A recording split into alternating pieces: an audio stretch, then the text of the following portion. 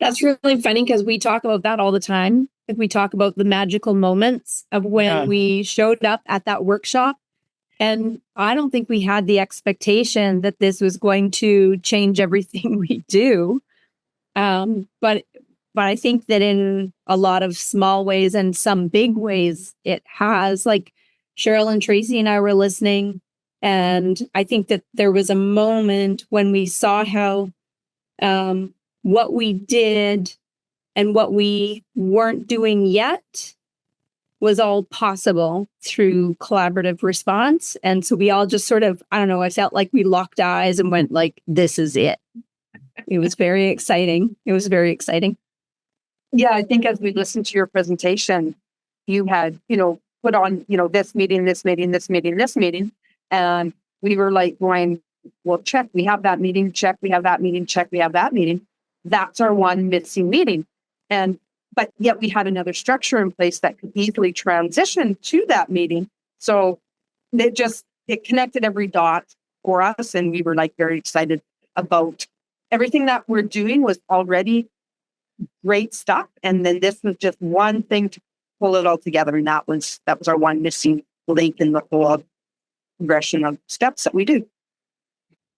Yeah. And I would just add that being on the first implementation of our response to intervention model, and we kind of built everything backwards in terms of addressing our tier 3, our tier 2, and then all the conversations are, how do we support tier 1? And so then, like Jackie said, we all kind of looked at each other and went, oh my goodness, like we couldn't wait to get back to our table to share what we had learned that day. Not being at the actual presentation, like you said, the buzzing continued when they got back to the division office here, and the three of them were very, very excited, and they were telling me about this, and this might be the next thing, and we really need to think about how we can. And they were coming back so energetic or energized and just full of possibilities. There was like, wow, okay, this was definitely impactful having them attend that.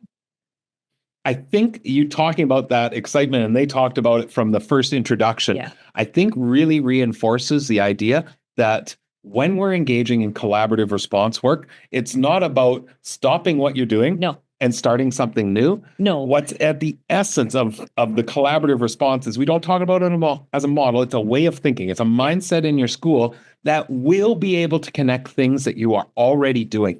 You're not abandoning work that you've done or structures that you're seeing success with. You're aligning, connecting, and then enhancing through this work. And I think we've seen this over and over again, especially schools that have done past work in response to intervention, in multi-tiered systems of support, schools that, professional learning communities, collaborative inquiry. Yeah. Any of those types of structures come into this and go, oh, I see how we can make those connections. Well, and I think that this is the difference between some of those initiatives that we've talked about and we've worked through over the past and absolutely influenced our work. Absolutely. 100%. But on top of that is through collaborative response, how everything fits together. And it is very intentional that our visuals are puzzle pieces, because the power comes in impacting your whole school, impacting your whole division when people start to see the connectedness of all the pieces. And that's when we talk about collaborative response is not another thing on your plate. It is 100%.